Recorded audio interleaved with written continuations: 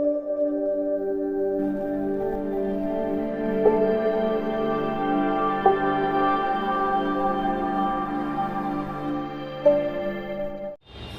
ICT instructor साथियों को मेरा जोहार।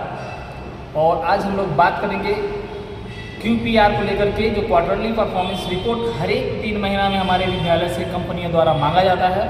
वो होता है आपका जो क्वार्टरली रिपोर्ट, जो हमारे 3 महीना में जो गतिविधि होती है आईसीटी में, उसके लेकर के मांगा जाता है कंपनियों द्वारा से। तो अभी बहुत लोग साथियों के मन में संशय है कि इसको कैसे दिया जाए कि नहीं दिया जाए, और उसमें क्या करना है, तो इस पर हम लोग बात करेंगे।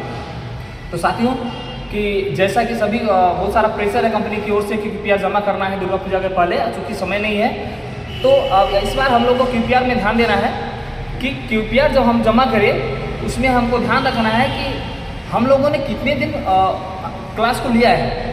तो हम लोग जितने दिन प्रेजेंट होंगे स्कूल में, जो आईसीटी इंस्ट्रक्टर जितने दिन प्रेजेंट है उतने दिन क्लास को दिखाना है, आपके कंप्यूटर लैब को उतना ही दिखाना है। जो मल्टीमीडिया क्लास अगर आपके अनुपस्थिति में अगर टीचर्स लिए हैं, उसका रिकॉर्ड आपका है पीएमएस डेटा में अपलोड है, तभी उसको रिकॉर्ड में डालना है, अदरवाइज वो पूरी तरह से क्यूपीआर में नहीं जाएगा।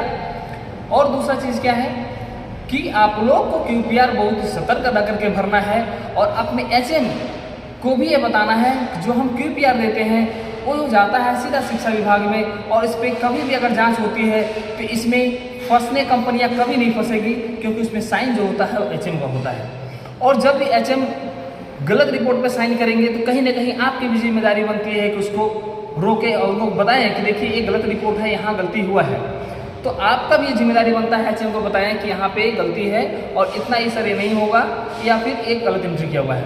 दूसरा चीज़ क्या है, हमको ध्यान क्या देना है क्यूपीआर में जो मुख्य बातें हैं, आपको अपनी उपस्थिति के हिसाब से वहाँ पे जितना भी आपने क्लास लिया केवल उतना ही क्लास को वहाँ पर दर्शाना है। दूसरा चीज़ क्या है कि आप इक्विपमेंट जो होता है, इक्विपमेंट लिस्ट आपका जो सेकंड पेज में होगा, जो इक्विपमेंट लिस्ट सेकंड पेज में है उस पर हमको ध्यान देना है कि कौन सा उसमें पूछा गया है वर्किंग है कि नहीं है। जो इक्विपमेंट आपके लैब में है वो वर्किंग में है कि नहीं है। जो इक्विपमेंट वर्किंग में नहीं है सीधा वहाँ हम लोग नो लिखेंगे, और कितने दिन से वर्किंग में नहीं है उसके बगल में इस चीज़ को लिखने हम लोग काम करेंगे। बहुत ऐसा इक्विपमेंट है जो हमारे लैब में तो है, ऑन तो होता है लेकिन वर्किंग में नहीं है। जैसे मैं बता देना चाहूँगा, आप देखे होंगे अधिकतर लैबों का क्या हाल है कि प्रिंटर जो आपके यहाँ मल्टी फंक्शन प्रिंटर लगा हुआ है, वो जोरेक्स और जोरेक्स तो करता है, स्कैन भी करता है, लेकिन वो प्रिंट नहीं हो रहा है कंप्यूटर से, तो उसमें एक प्रॉब्लम है। तो उस प्रॉब्लम को प्रिंटर के बगल में लिखेंगे नॉन वर्किंग, एंड कब से नहीं वर्किंग में है वो लिख देंगे। दूसरा चीज़ क्या है कि अभी जहाँ तक हम सभी को पता है कि पूरा जितना भी कंपनियाँ हैं किसी भी कंप्यूटर में उन्होंने एंटीवायरस इंस्टॉल नहीं किया है, तो इस पर हम लोग ज़्यादा विशेष फोकस करते हुए, चूँकि एंटीवायरस का कॉलम उसमें नहीं है, इसलिए एचएम का रिमार्क्स का एक जगह बना हुआ सेकंड पेज पे, उस रिमार्क्स वाले जगह में वहाँ सीधा लिखना है कि एंटीवायरस इंस्टॉल नहीं है। ठीक है, तो ये रिमार्क करना है कि एंटीवायरस इंस्टॉल नहीं है। दूसरा चीज़ क्या है कि जितने भी वहाँ इक्विपमेंट है, चाहे वो आपका स्मार्ट बोर्ड हो, अगर वो फंक्शन नहीं है तो सीधा लिखेंगे फंक्शन में नहीं है, कब से फंक्शन में नहीं है। मुख्य चीज़ 2 चीज़ पे फोकस करना है। पहला तो एंटीवायरस इंस्टॉल नहीं है, उसको नॉट इंस्टॉल लिखवाना है। दूसरा चीज़ क्या है कि एक आपके लैब के अंदर में एक स्मार्ट मीटर, इलेक्ट्रिसिटी का मीटर लगा हुआ है। मैक्सिमम स्कूलों में वो मीटर काम नहीं करता है, जिसको सब मीटर बोलते हैं। तो आपका अगर मीटर काम नहीं कर रहा है सब मीटर लैब का, तो सब मीटर जो वर्किंग में नहीं है वो उसको मेंशन करेंगे। और इलेक्ट्रिसिटी का यूनिट पूछा जाता है कि आपका आईसीटी लैब में 3 महीने में कितना यूनिट कंजप्शन हुआ है, तो वहाँ पर सीधा बेस करेंगे और लिख देंगे सब मीटर नॉट वर्किंग, या फिर उसको बेस करके छोड़ देंगे और रिमार्क में लिख देंगे सब meter is not working in function. ठीक है, तो ध्यान देना है। और दूसरा महत्वपूर्ण चीज़ क्या है कि आप क्यूपीआर के किसी भी कॉलम में खाली नहीं छोड़ेंगे। अगर आप वो नॉट एप्लीकेबल में है या फिर वो नहीं अवेलेबल है, सीधा नो कर देंगे या फिर पूरी तरह से बेस कर देंगे।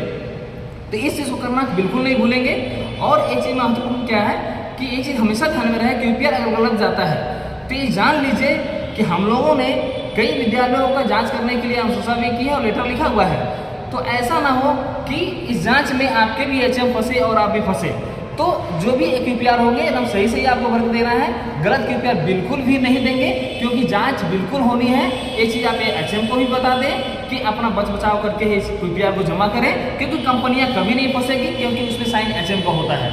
तो ये चीज़ हमेशा याद रखें साथियों, अगर HM का फंसते हैं इसमें आपकी भी जिम्मेदारी होगी, क्योंकि आप उस समय ICT इंस्ट्रक्टर वहाँ पे है।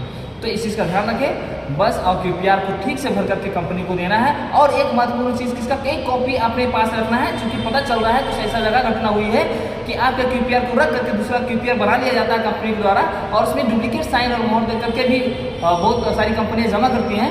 इसका एक कॉपी अपने कार्यालय में और एक कॉपी अपने आप ICT इंस्ट्रक्टर जरूर रखेंगे, जिससे भविष्य में अपना बचाव कर सकें। धन्यवाद।